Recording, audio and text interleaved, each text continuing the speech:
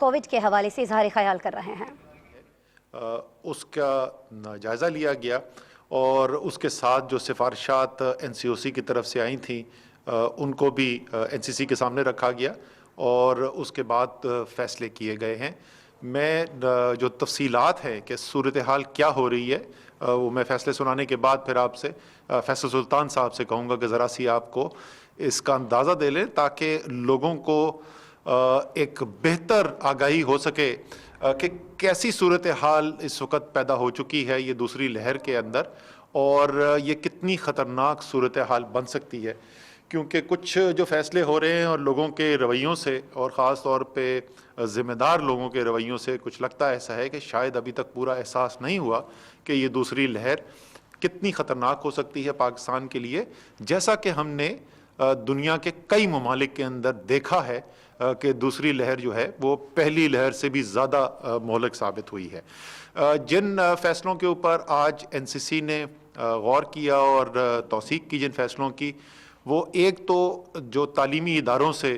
جڑے ہوئے معاملات ہیں، اور کل شفقت محمود صاحب نے جو تفصیل کے ساتھ بیان کیا تھا جن سفارشات کا، تو آج ان تمام سفارشات کی NCC نے توثیق کر دی اور اس کے ذریعے بڑی بات یہ ہے کہ 26 نومبر سے لے کے 24 دسمبر تک جو اسکول ہیں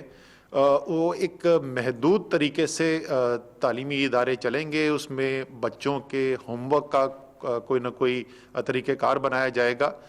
کہ وہ ساتھ ساتھ چلتا رہے، تو تاکہ ان کی گھر پہ کچھ پڑھائی چلتی رہے۔ اس کی تفصیلات جو ہیں وہ صوبے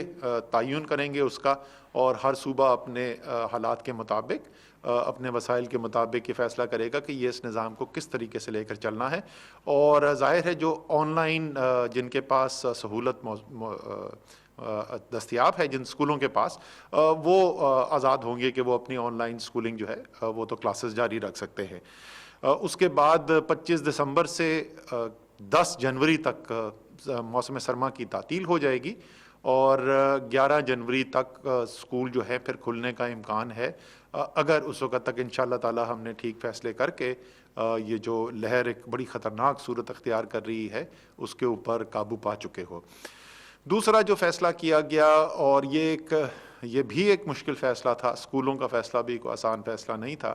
اور وہ یہ تھا کہ جو انڈور ریسٹورانٹ ہیں، یعنی اندر بند کمروں کے اندر جو کھانے پینے کے ریسٹورانٹس ہیں ان کو بند کرنے کا فیصلہ کیا گیا ہے، اور یہ اسی سے جڑا ہوا ہے۔ آپ سمجھ لیں جس طریقے سے شادی کا فیصلہ کیا گیا تھا کہ شادیاں اندر جہاں پہ ہو رہی ہیں، اور اس کی وجہ میں آپ کو بتا دوں کہ جو ہم نے تجزیہ کیا ہے اس میں وہ کون سی ایسی ایکٹیویٹی ہے جس سے سب سے زیادہ خطرہ پیدا ہو رہا ہے، وہ ایک بند کمرہ ہو جہاں پر زیادہ لوگ موجود ہوں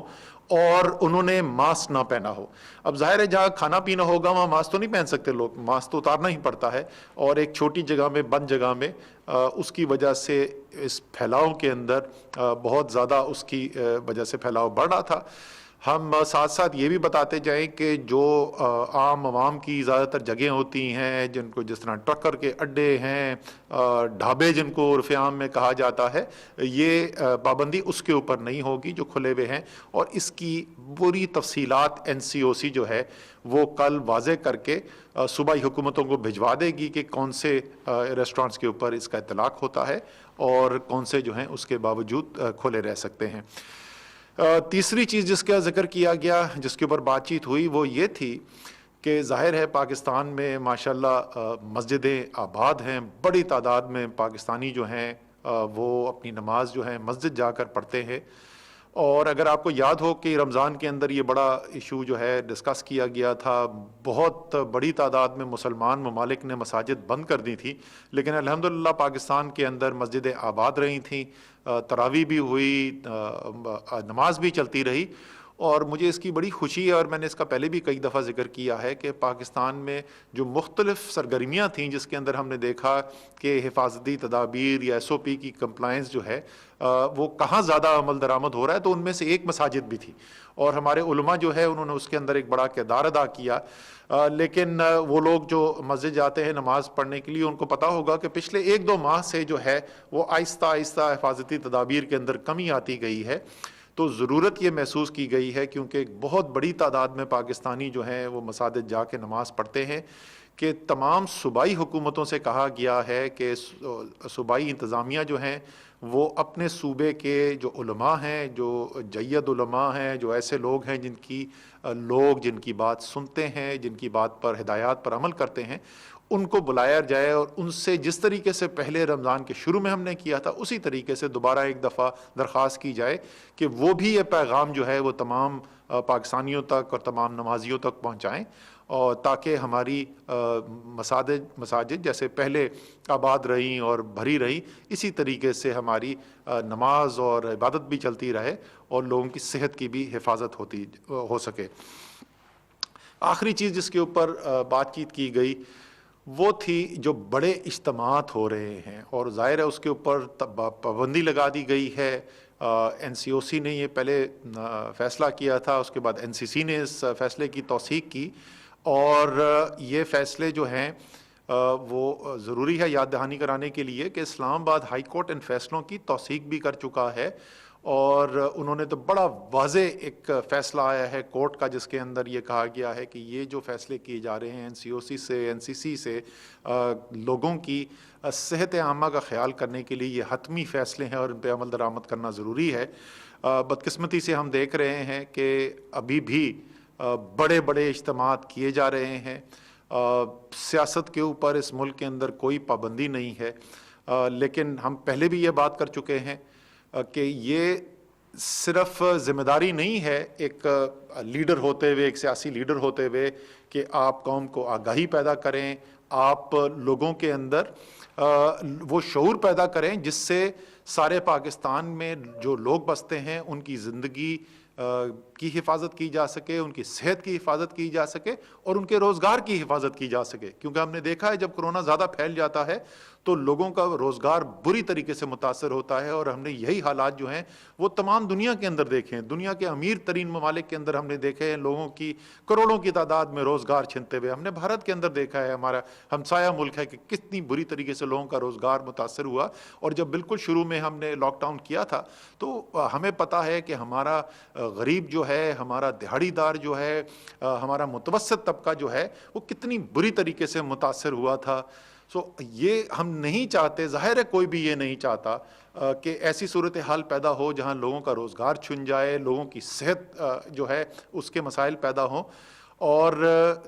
اگر میں تو ایک سیاستدان کے طور پہ بھی اگر میں سوچوں تو میری تو سیاست غرق ہو جائے گی اگر میں نظر آتا ہوں ایسے کام کرتے ہوئے جس سے لوگوں کی صحت، جان و مال، ان کی روزگار خطرے کے اندر پڑتی ہے۔ تو میں ایک دفعہ پھر اپیل کروں گا، اسپیکر صاحب جو ہیں،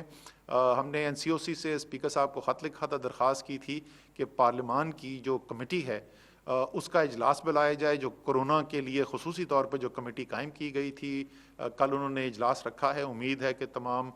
سیاسی پارٹیز جو ہیں ان کی لیڈرشپ وہاں پر آئے گی اس اجلاس کے اندر، اور ہم بیٹھ کر یہ فیصلہ کر سکیں کہ کس طریقے سے پاکستان کے عوام کی صحت، پاکستان کے عوام کے روزگار کو سیاست سے جدا کیا جائے اور سیاست بھی چلتی رہے۔ ہمیں مقابلہ کرنے میں، سیاسی مقابلہ کرنے میں کوئی پریشانی نہیں ہے۔ تو ایک یہ بھی چیز اس کا وزیر اعظم نے خاص طور پہ ذکر کیا کہ اس کے اوپر بھی بڑا ضروری ہے کہ عمل درآمد جو ہے وہ کروایا جائے، اور کیونکہ اس کی وجہ سے میں تھوڑا سا اور اس کو تفصیل میں بتا دوں کہ کیوں ہم سمجھتے ہیں یہ اتنا امپورٹنٹ۔ ایک تو ظاہر ہے کہ کوئی بھی ایک ایسی جگہ ہو جہاں ہزاروں لوگ، 10,000، 20,000، 40,000 لوگ جو ہیں ایک جگہ جمع ہوں، تو اس سے وبا کا پھیلاؤ کا کتنا خطرہ ہوتا ہے۔ اس کی مثال صرف آپ اس سے دیکھ لیں کہ آج سندھ کی نمائندگی کر رہی تھیں این سی سی کی میٹنگ کے اندر ہیلتھ منسٹر جو ہیں ڈاکٹر عذرا پیچھیو، اور انہوں نے کہا کہ احساس کا جو غریب ترین پاکستانیوں کو ریلیف فراہم کرنے کا جو پروگرام ہے، وزیر اعظم نے فیصلہ کیا تھا کہ دوبارہ سے اس کا ایک اگلا راؤنڈ شروع ہو رہا ہے، جس میں دوبارہ لوگوں کو جس طریقے سے پہلے ان کی مالی معاونت کی گئی تھی ایسے ہی دوبارہ سے کام کیا جائے اور مزید مالی معاونت کی جائے، اور انہوں نے کہا اس سے صحت کے لیے بڑا خطرہ پیدا ہو سکتا ہے۔ اب ایک جگہ جہاں پہ چند 100 لوگ موجود ہیں، جہاں پہ ایس او پی کا انتظام بھی کیا جا سکتا ہے، اگر وہاں سے خطرہ پیدا ہو سکتا ہے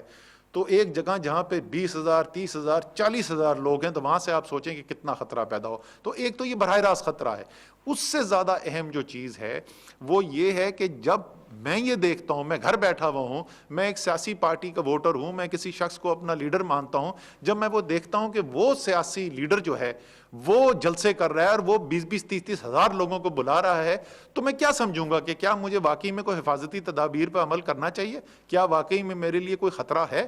تو یہ جو بلا واسطہ جو اس کا اثر ہے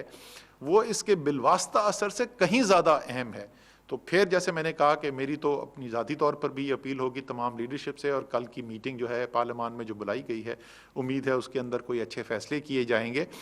میں تفصیل کے لیے جو صورتحال ہے فیصل سلطان صاحب سے ریکویسٹ کروں گا، لیکن صرف اس بات پہ، موٹی بات پہ میں ختم کرتا ہوں کہ صورتحال کتنی خطرناک ہے، اور میں یہ یاد دہانی کرا دوں کہ یہ اسد عمر اور فیصل سلطان آج نہیں کہہ رہے، ہم نے اکتوبر کے پہلے جو حصہ اشرا تھا، جس وقت پاکستان میں کیسز کی پازیٹیوٹی ریشو 2% کے قریب تھی، جس وقت پاکستان میں اموات 6, 7, 8 یومیہ سے زیادہ نہیں ہو رہی تھی، اس وقت ہم نے یہ وارننگ دینی شروع کی تھی کہ دیکھیں آگے صورتحال ادھر جا رہی ہے اور ضرورت ہے احتیاط کی۔ آج ہم وہاں پر پہنچ گئے ہیں جہاں پر 1750 سے زیادہ ہمارے ملک کے اندر لوگ جو ہیں وہ آکسیجن ان کو درکار ہے، وہ مختلف ہسپتالوں کے اندر ہیں، جو کوئی لو فلو آکسیجن پہ، کوئی ہائی فلو آکسیجن پہ، اور کوئی وینٹیلیٹر کے اوپر ہے۔ جب جون کے اندر سب سے زیادہ برے حالات ہوئے تھے، اور آپ کو یاد ہوگا کہ اس وقت کیا صورتحال تھی، لوگوں کو یہ خطرہ ہوتا تھا کہ بیڈ ملے گا یا نہیں ملے گا، آکسیجن جس کو درکار ہے وہ ملے گی بھی کہ نہیں ملے گی، تو اس وقت تقریباً 3300 سے 3400 لوگ آکسیجن کے اوپر مختلف ہسپتالوں میں تھے۔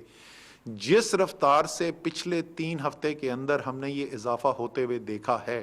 اگر اسی رفتار سے یہ اضافہ ہوتا رہا،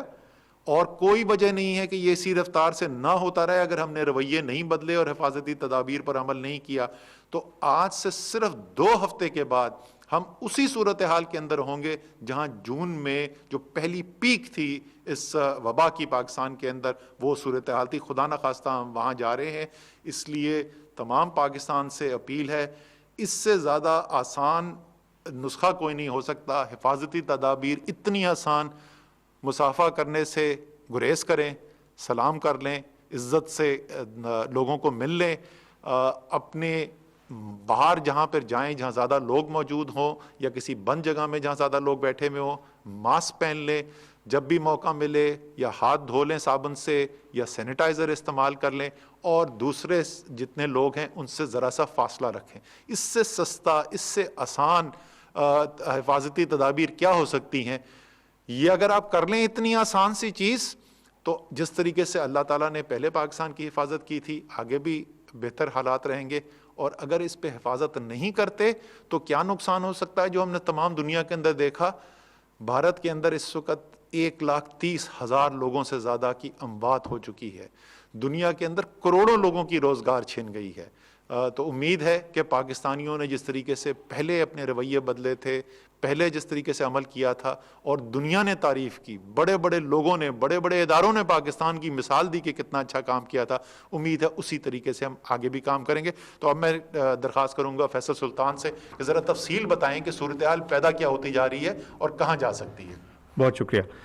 اسد صاحب، آپ نے بہت جامع اور تفصیلی انداز میں اس معاملے کو بیان کر دیا، لیکن میں کوشش کروں گا کہ وہ پس منظر بتایا جائے، وہ میڈیکل اور وبا کا پس منظر بتایا جائے، جس کے تحت اور جس کی بیک گراؤنڈ میں یہ آج کے جو فیصلے ہیں اور آج کی ریکمنڈیشنز جو ہیں وہ سامنے رکھی گئی ہیں، اور ہم درخواست کر رہے ہیں کہ ان پہ مکمل طور پہ عمل کیا جائے۔ آخر کار ان خیالات، ان آئیڈیاز کا بیسس کیا ہے؟ سب سے بڑی بات یہ ہے کہ جب بھی اس وبا کو دیکھیں تو ہمارے پاس فیصلہ کرنے کے لیے 2 ہی ذرائع ہیں۔ ایک، ہمارے اپنے اعداد و شمار، پاکستان میں کیا ٹرینڈ رہا اور آج کیا ہے، اور دنیا بھر کی جو صورتحال ہے اس کے اوپر نظر رکھی جائے۔ اب باہر کی دنیا کو اگر دیکھیں تو اس میں کوئی شک نہیں رہ جاتا کہ بہت سارے ممالک میں دوسری بلکہ کچھ میں تیسری لہر آ چکی ہے، اور نہ صرف کہ ان کے ہاں دوسری لہر یا اضافی لہریں آ چکی ہیں، بلکہ کچھ کیسز میں جو دوسری لہر ہے وہ پہلی لہر کی نسبت بڑی اور زیادہ تیزی کے ساتھ پھیلتی نظر آ رہی ہے۔ یہ کسی صورت بھی ہمیں نہیں سمجھنا چاہیے کہ اگر دوسری لہر پاکستان میں آ رہی ہے تو کسی صورت یہ کم طاقتور یا آسان ہوگی گزارنی۔ اب ہم اگر اپنے اعداد و شمار پہ نظر رکھیں تو جیسے اسد صاحب نے بتایا کہ جو ہماری شرح ہے اموات کی اس میں ایک واضح اضافہ نظر آ رہا ہے۔ گزشتہ 24 گھنٹوں میں 48 لوگوں کی ڈیتھ ہوئی۔ اس سے پہلے کئی ہفتے پہلے جب ہمارے ہاں صورتحال بہتر تھی اور وبا کچھ بہتر کنٹرول میں تھی تو اوسطاً 6، 8، 10 اس سے کم اموات ہو رہی تھیں، اور یہ انتہائی ایک واضح اضافہ ہے ڈیتھس میں، جس میں کسی کو کوئی شک نہیں ہونا چاہیے۔ یہ واضح ہو جانا چاہیے کہ وبا نہ صرف کہ پھیل رہی ہے بلکہ جو اپنا اثر ہے خطرناک وہ بھی دکھا رہی ہے۔ اس کے علاوہ ہم ایک اور شرح جس کو ہمیشہ دیکھتے آئے ہیں وہ پازیٹیوٹی جس کا ہم ذکر کرتے ہیں۔ اس کا کیا مطلب ہے کہ ہر 100 ٹیسٹوں میں سے تقریباً اوسطاً کتنے ٹیسٹ جو ہیں وہ پازیٹیو آتے ہیں۔ جب ہماری صورتحال بہتر تھی تو یہ شرح تقریباً 2% سے بھی نیچے رہ رہی تھی، کئی ہفتے ہم 2% سے نیچے رہے ہیں۔ اب یہ 7.5% پہ پہنچی ہوئی ہے۔ اس کو اگر آپ ایک اور طرح سے دیکھیں تو 3 سے زیادہ گنا کا اضافہ ہو چکا ہے، بلکہ اس سے بھی زیادہ۔ گزشتہ 24 گھنٹوں میں 2900 نئے کیس سامنے آئے۔ یہ ایک اور اسٹیٹسٹک ہے، ایک اور عدد ہے جو کہ ہمارے لیے بہت اہم ہے، جس کو ہم دیکھتے ہیں، اور اس میں ایک لگاتار اضافہ چلا آ رہا ہے۔ اور جب ہم بہتر صورتحال میں تھے تو یہی تعداد روزانہ کے کیسز کی 400-500 کے لگ بھگ تھی۔ گزشتہ 24 گھنٹوں میں 212 سے زیادہ ایڈمیشنز ہوئیں، اور جیسے اسد صاحب نے بتایا کہ 1700 سے زیادہ لوگ اس وقت ہسپتالوں میں ملک بھر میں موجود ہیں جو کرٹیکل یا سیریس کی